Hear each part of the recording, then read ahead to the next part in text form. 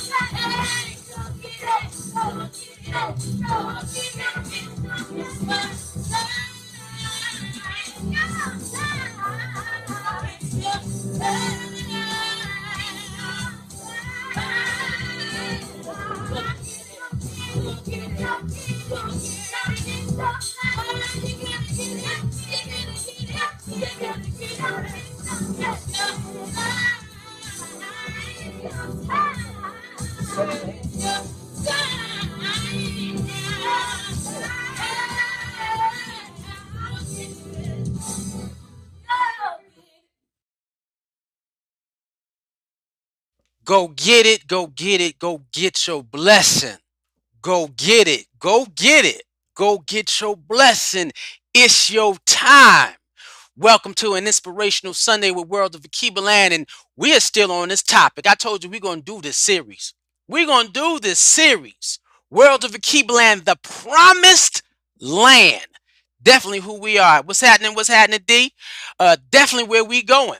And we're talking about today's subject is the ancient memories living in modern times. What do you mean by that?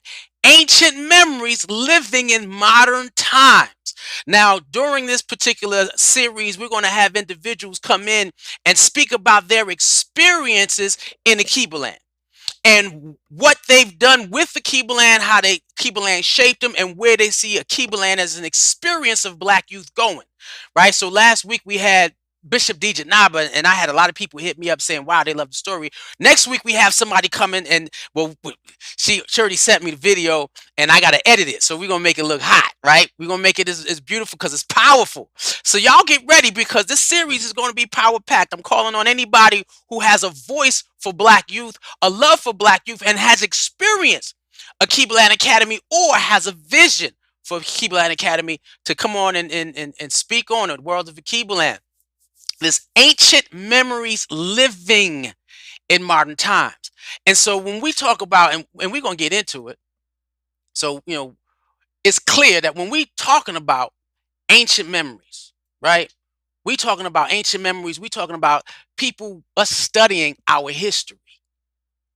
We talking about looking back beyond his story and looking at our story, right? How it was really written in time.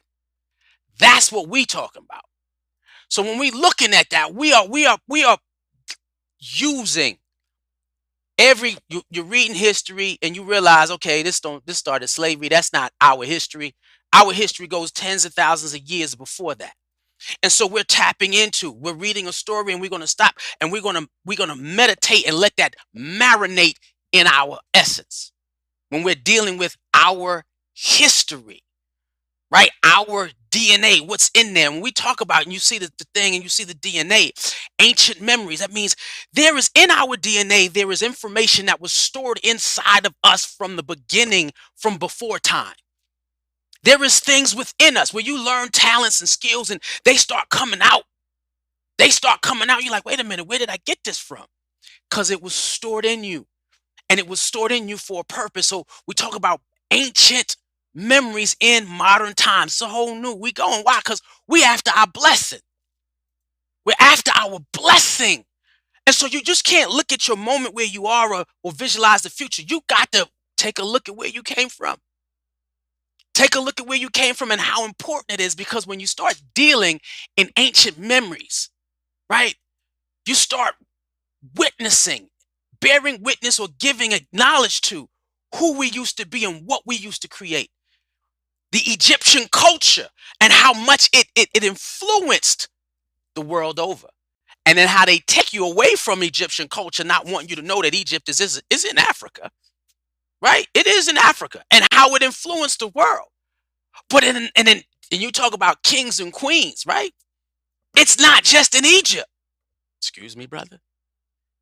Egypt was not. Egypt was the sister nation or the child nation of Nubia. Ooh, excuse me. Excuse me. Individuals who lived in the empire of Nubia migrated up, or would that be down the Nile, and created Egypt. Nubia was the larger area, was the larger nation. And a lot of times Nubia had to go back to Egypt when Egypt was fighting against Rome and Greece. Nubia had to take over Egypt to fight Romans, because they were in between them and the Romans. And Nubia said, "You're not coming into Africa. You're just not coming, and we're not going to let you beat the Egyptians. So we're going to take over the Egyptians, push you out, and then give the country back to the Egyptians." Or they called it Kemites, so the Kemites, right? Cushites, Kemites, Cushites, Kemites.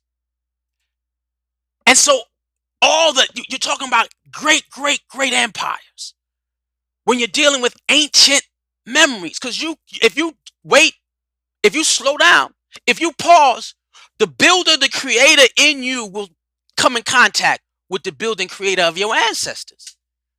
The riches of your people will begin to manifest something in you. Massa Musa, still considered one of the most richest men on the face of the planet. There's not a white man has even got close to his wealth. They say, he can walk into anybody's country and change the country by sharing his wealth and knowing that it won't be depleted. What? Yeah, yeah. Tapping into ancient memories does something for the psyche. When we start realizing that we brought the world agriculture, we brought the world architecture, we brought the world science, we brought the world mathematics, we brought the world art and music. Everything came out of who we are. Ancient memories, tapping into your ancient memories, realizing those individuals that you see in the old days are you. It is you. We made the world beautiful before Rome and Greece became even a nation. They had to come to Africa to study how to build. And there were certain things that we were building that we didn't teach nobody how to do, like the pyramids. That's why they're the oldest standing architecture you can see in the world. It's not happening. So you connect in connecting to your ancestors. You connect to all of it. Their imagination, their intelligence, the artistry of who they are, the strength of who they are, the wisdom of who they are. When you connect to your ancient memories, it triggers something. It triggers the understanding, wait, how could we get to this point as a people and birth the entire world? We gave the world humanity. Everybody comes from a melanated gene. Every version of every you of man, you, every you, which is tone, every you of man came from a deeply melanated gene. And we created humanity and society and shared most of the wisdom with the world, shared food with the world. Egypt was a major source. That's how Solomon, because he whoever controlled the trade routes was wealthy. Greece was like, and Rome was like, we got to get over that land and control those trade routes so that we can be wealthy. That was the art of war. That was the why, because there was a people who were greater than us. And if they ever make a decision to take over us, oh no, we got to take over them first, which is what happened. But we weren't a warful people to the point of harm. We was a warful people to the point of giving, of loving, of taking care of something. And when you dip deep into your ancestral memories, your ancient memories, you realize we were a people who were not governed by man. We were governed by God. The government of God. Now, it didn't matter what African people you can choose from. They all had different faiths, different ways, different spirituality, but their beliefs didn't govern them to a man. Their beliefs governed them to God. They talk about in Kemetic spirituality, it was about the Mayat, harmony. They understood that the world is in balance with the divine, and man is supposed to be in balance with the nature and the earth and each other. And from that balance, we access the spirit and power of the Creator. They were only governed by God. Where am I going with this? Y'all should know. If you've been watching, when you're governed by God, you know that you are slowly awakening and creating the rise of the African in you. What? Now, we've been doing this for a minute. The rise of the African all year. The year's about to end. I don't know what the theme is going to be for next year, but this has been right. We rode this all year, and I'm hoping you understand it. The rise of the African in you. It is when you are governed by God and your identity comes from God. And there's nothing around you that you're trying to connect to. There is nothing in the world that attracts you greater than having a greater experience in God. And then sometimes that's not easy. The rise of the African in you. That's not easy. When you're trying to get your blessing, it's not easy. Because some people are in places where they don't want a greater blessing than what they already have. That becomes a problem. Because when you see something greater and something deeper and you're fighting for it, then that means people walk away. And that hurts. I'm going through it. It hurts. But you got to always fight for the rise of the African in you. There is nothing better than having the experience where you know the only government that you listen here to or power is the government and power of God. We always in our community, it's a brother that always preaches and he always says uh, speaking truth to power. And every time I hear that come out of the language in his vernacular, I cringe because it's like he gives power to a government that is not God. I don't recognize anything unless it's God power. You don't have no real power, no influence if it's not coming from God. And when it comes from God, that's when you connect to it. That's when you vibe with it. That's when you can grow from it, develop from it. You acknowledge the laws of the land in which you live in, but you don't give them more power than you give the creator. You don't speak truth to power. Power gives you truth because the power of God is what truth is, the harmony of the world. And our people was able to create societies and empires because of the African that was within them. And because that African was governed by the relationship connection to God, nature, the ancestors, and each other. That's God's government.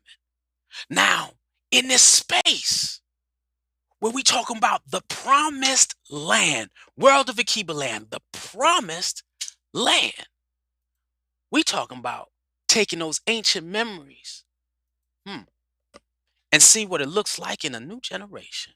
What? Ancient memories connecting in the new generation, the rise of the African in you. We're going to continue to teach this thing till you live this thing. I'm going to die fighting for this new generation coming forward. I'm not going to die. Let's change that. I'm going to live an eternity for the new generations coming forward. Never ceasing to make sure that I push out the spiritual experience and energy saying it's your time to get your blessing, to get this new generation back to the government being governed by God. Raise up a nation that will obey. We always sing that song, and we sing that song, we sing it with our hearts and soul. And so when you have that generation who is touching slowly, pulling back that ancient memory and pulling into their modern times, you have a level of awareness, a swag, that God swag, I call it. Your Godfidence. Y'all heard me say it before. You have a level of Godfidence that you walk with a certain entity and energy that can't nobody touch. Nobody. My black is beautiful, and it's not just something that's physical. It's something that is seen in what you produce. And every time somebody interacts, they say, brother's beside himself. And I'm like, no, my black is beautiful and I got to produce from it. And I always ask my friends and family and people who know me, build with me. Build with me. Why? Because it's not just for me that I do this for. I do this for anybody who sees me in my present, anybody who fought for me in my past, and whatever generation is coming next. World of Akebulan, my black is beautiful. Because in that, we're going to connect you to your ancient memories of the things that we used to do as a people. And we're going to take that pride and build some, put it to work. Because when you're doing this, when we're doing this and we're tapping into what our ancestors tap into, then you start dealing with the issue of that invisible power of your imagination. We talk about that so many times. World of Akebulan, the promised land. Yes, ancient memories living in modern times, meaning that our imagination activates when we dive into our ancient memories. It activates and we remember the empires and the status in which we held and created and built. And we seek to have, we connect, and God gives us those thoughts of what could be. Hmm. And that's what as everybody, I call you to say, hey, speak your peace, speak your truth, live your power. What did God place in your imagination for us as a people? Right? I'm trying to tell you this video, Bishop Dejanaba was powerful, and this other sister, I got to make sure I bring it tomorrow in terms of artistry, in terms of making a video, because of the imagination of individuals who have given themselves to the government of God and what they've built with it, and then what they hope to see the new generation comes in. And when that happens, when your imagination sparks, we said at the beginning of this, you walk into what is called an Abraham faith, an Abraham walk of faith. Meaning that God is going to just give you something, and you can't see it around you. You can't. But it's inside you to the point where you're going to just have your footsteps governed by God to create what you saw in your imagination. And so in your imagination, whatever it is, I keep telling people when we use LeBron James as an example, because he's one of the largest sports figures that we know. He was not called to be a basketball player. He was called to use basketball to help educate kids in his community. Different. You gonna see what a man is worth when he has the resources to build what he wants to build. Different. It's not the fact, oh, he's the greatest, but no, it's what he created with the resources.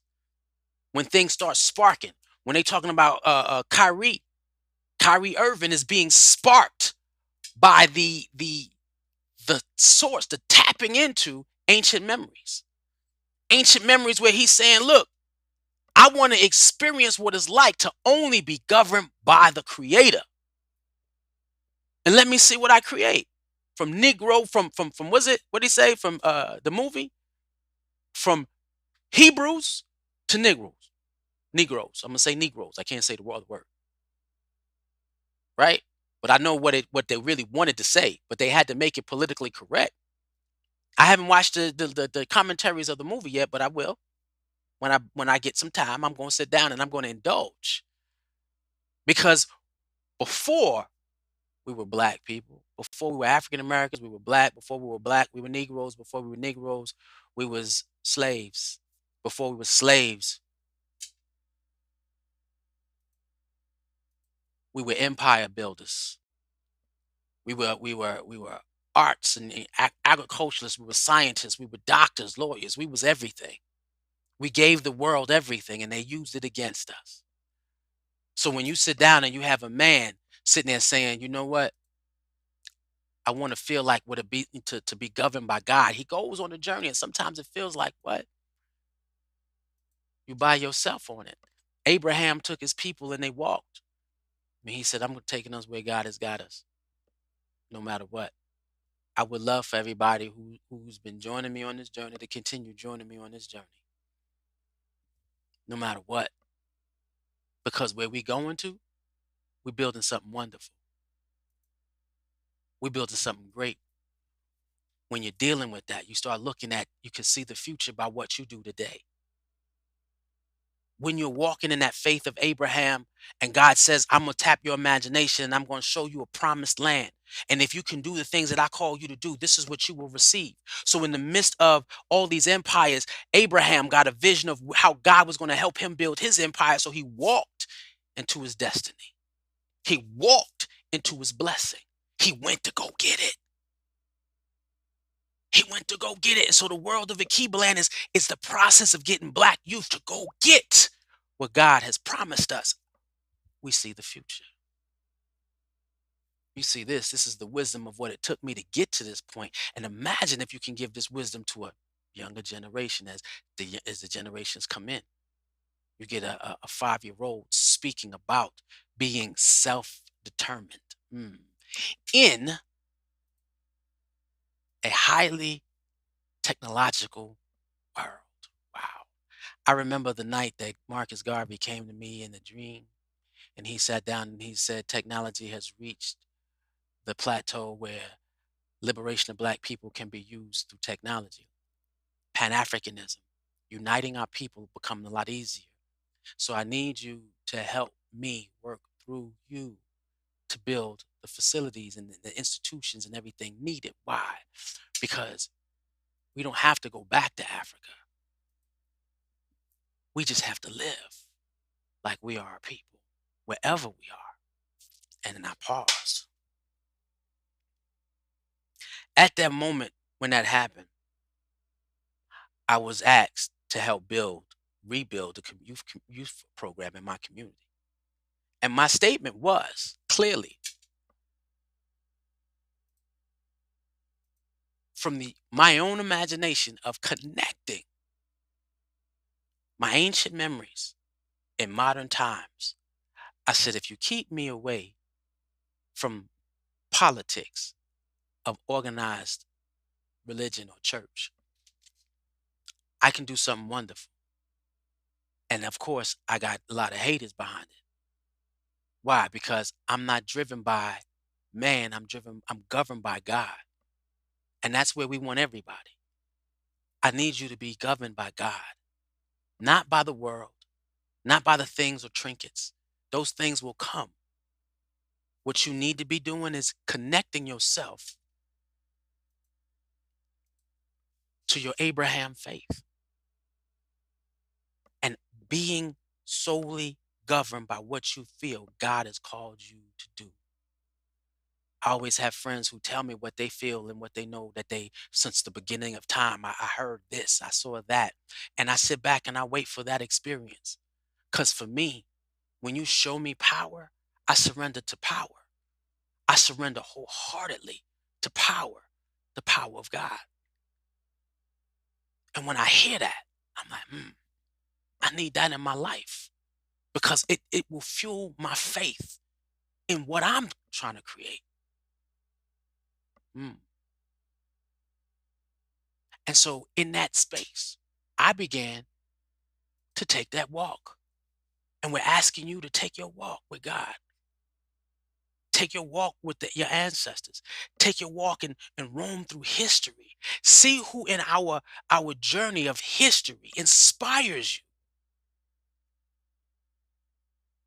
Who inspires you to sit down and say, I need to stand up? Now, there's a story about a group of people called the Maccabees. Now, my church, we Maccabees. I'm a Maccabee. And it was never Judas, and it was never which is the most powerful son of Mattathias. It wasn't Mattathias, it was Simon. At the end of the story of the novel, when you read the story of the book, My Glorious Brothers, y'all look it up. It's powerful. I used to read it once a year. At the end, Simon is sitting at the strength of his brothers. The most powerful, physically powerful ones were gone, and he was a judge over Israel, meaning that he helped, you know, regulate law. He was that descending thought. But when he needed to, boy, go to war. And I said, that's who I could see. And so there are people in time that I sit down and I connect my spirit to. And I take that walk with God to fulfill the destiny that is in me. And so when it came to how do you see world of Akebulan, my brother? And I sat down and I said, taking my Abraham walk. I said, it's more than brick and mortar. Garvey told me it had something to do with technology. Jermoji, baby Ajiman said, brother, you're gonna have to just gonna be a fight within your community, but we got your back. Keep pushing. And because we need to see it, we need to be inspired by the thoughts of our ancestors. And sometimes the ancestors are not completely ancient. Not you don't have to go back 10,000, but we would like for you to go back 10,000 a year so you can see the communities. Imagine Imagine when I say my imagination of world of Akebulan. Imagine all across the globe, Black youth unified through the efforts of technology and the efforts and the programming of World of Akebulan. Imagine building a global village where everybody who is melanated feels connected. That's what ancient memories in modern times will do for you. It will give you the strength and power to fight the things that most people are afraid to fight because they don't have a vision. I had somebody one day call me and she was like, "Hey, I had the vision of you, really." She said, your sermons were reaching millions and people were becoming connected and committed to each other from what you were saying. And I said, really? When someone else is given the imagination to see, you listen. And so my imagination what she saw was my effort to make it happen. What my imagination is, I see every kid seeing each other, seeing another kid that looks like them, feeling connected, feeling loved, feeling like it doesn't matter where I go, we family. We got Black people traveling all over the world now. But when you get off, do you see family? When you hear these stories of sisters and brothers of flying back to Africa and walking through these villages, and these village people are coming out crying, thanking them and apologizing for having them get taken away. I see that. I feel that. I want that for my kids. I want that for my grandkids. I want that for the kids in the community. And I want y'all to build from it. Black youth unified is what World of Akebulan represents. You never feel left out. You never feel alone. You never feel by yourself. You never feel like you're not accepted. Now, how do you get someone to share that dream with you and fight with you? I'm learning that. I'm learning that. So I share it. Not just showing you my passion, but I'm physically trying to manifest it. We got some plans. Bakiba, it's time. We got some plans.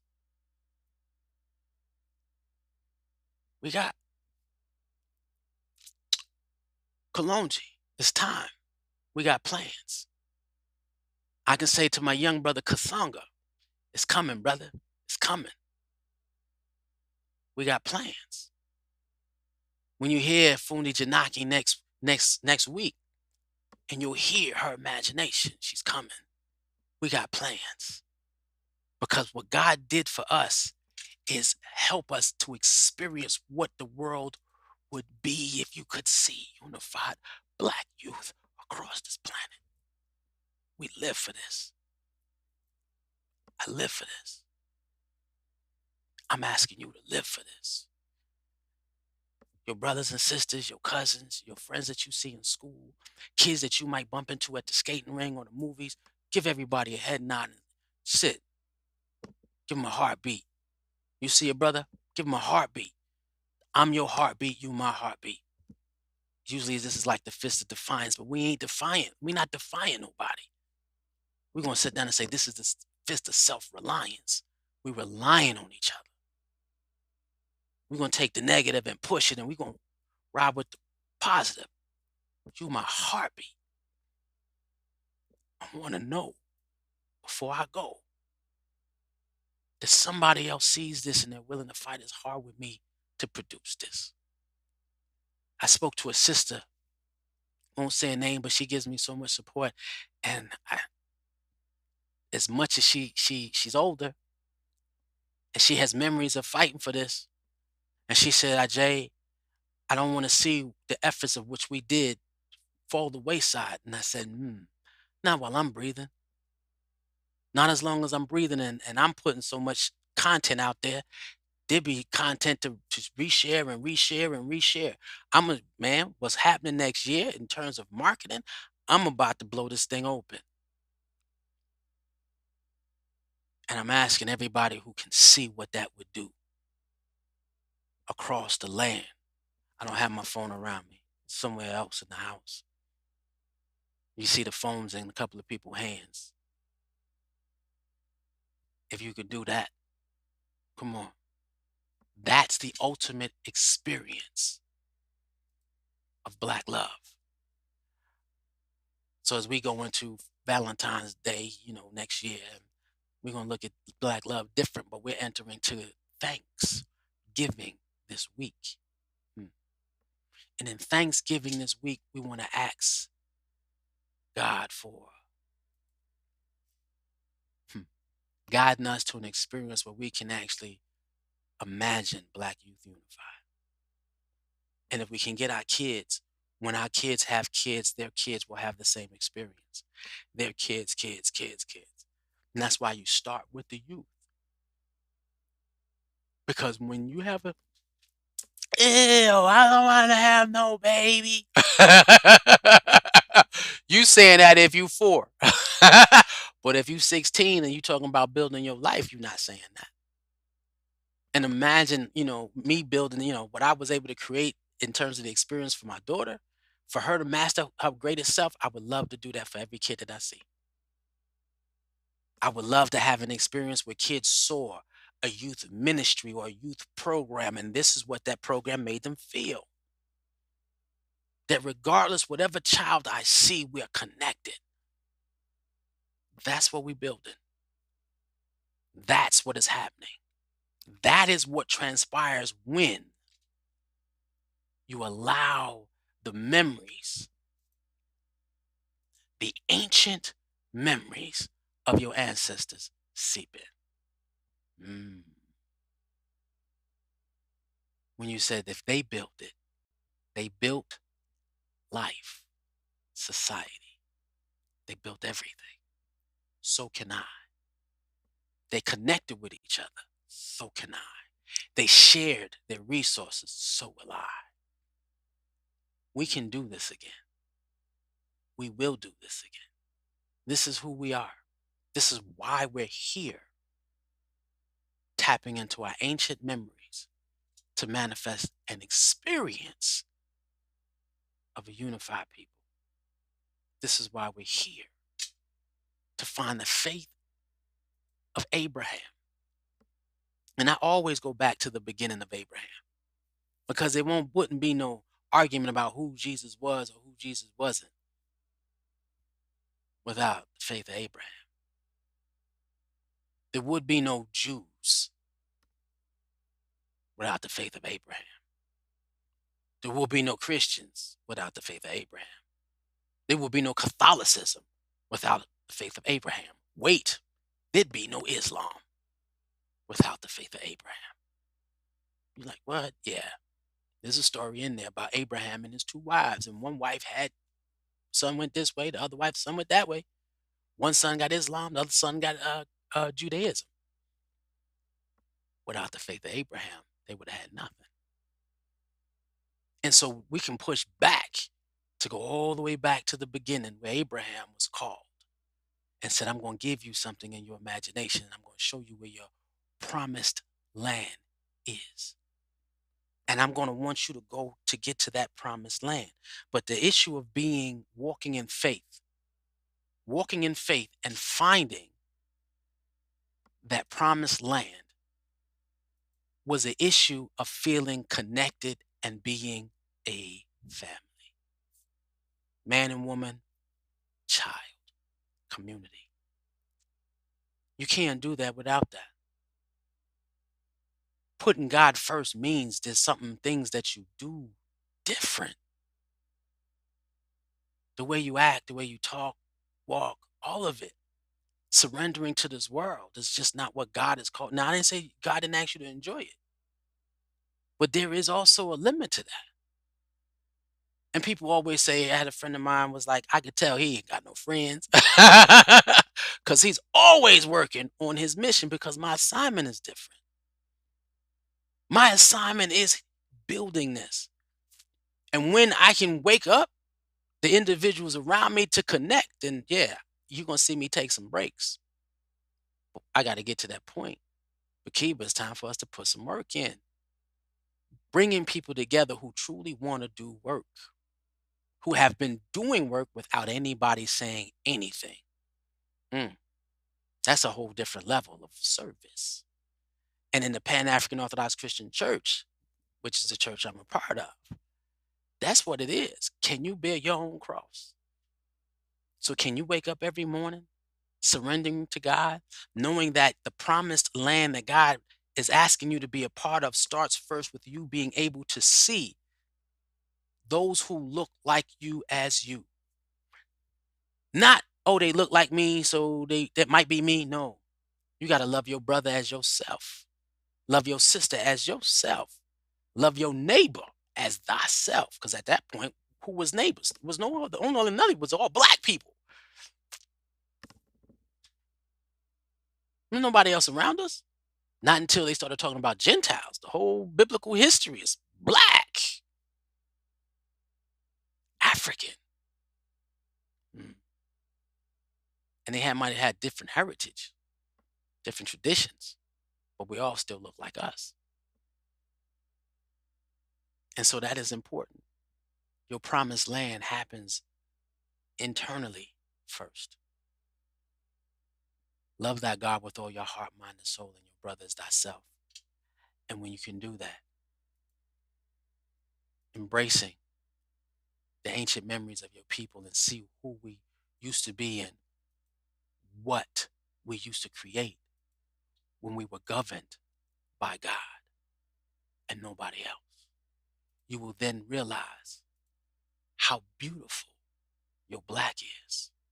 And from that point, you will be able to tap into the imagination, which is the invisible power that God sends. It is built in your DNA. Your very melanin vibrates to the frequency of the universe. It will be sent to you. And then you start moving in faith. And sometimes you might have a group of people with you, but in the beginning, sometimes you just by yourself.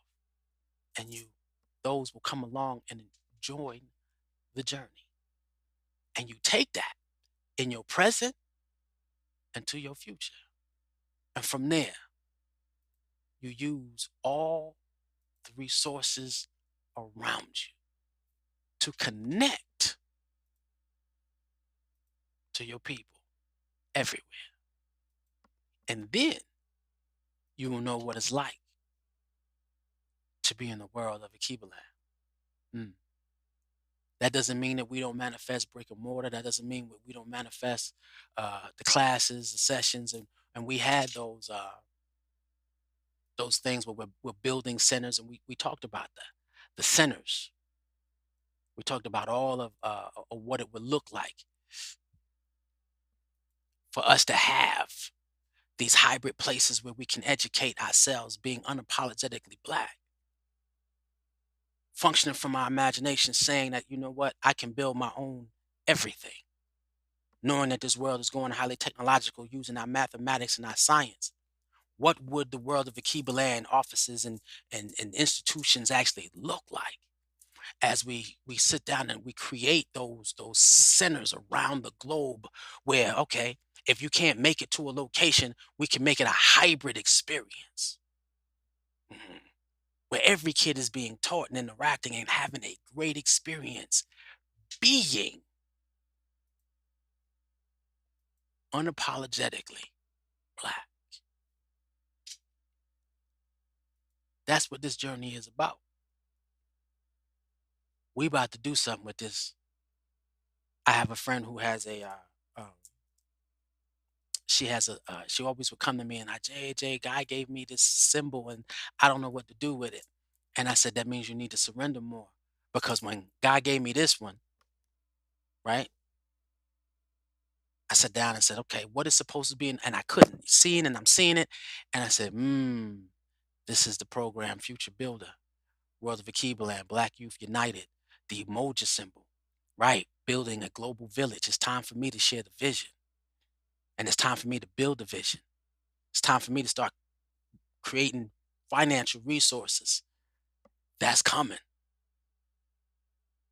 so that we can honor the creator who brought us here, the Most High. Say, I love God. You love God? What's wrong with you? I love God. You don't love God? What's wrong with you? I need to find that remix so that we can play it. Because I love God. Do you love God? If not, what's wrong with you? And for God, I'm going to do it all. And I ask you to do it all with me. I have another friend before I go, Adrian One Love. She says she had the experience of bringing kids from other churches into experiences, and we talked about it, and I was like, yeah, I would love to do that. There are some people who believe in this thing, some people who lived it, some people who had some bumps and bruises along the way. And I said, that's it. This is what's supposed to happen. I have other individuals who are saying, I see this, Ajay. And if you can see it, kids, if y'all can see it, y'all can go to school and interact with your friends as though that they were truly your brothers and sisters and you loved them like you loved you. Hug you is like you interact with them. If you hug yourself, you hug them. If they hug themselves, they hug. And then you see them, you see them and they run and they hug like, oh, how you doing? Man, I love that when kids do that. Y'all do that because we're going to try to build a world around you that helps you be the greatest you that you could be.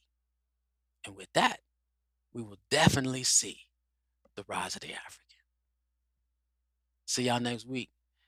Y'all be ready for Janaki. She came with it. See y'all later.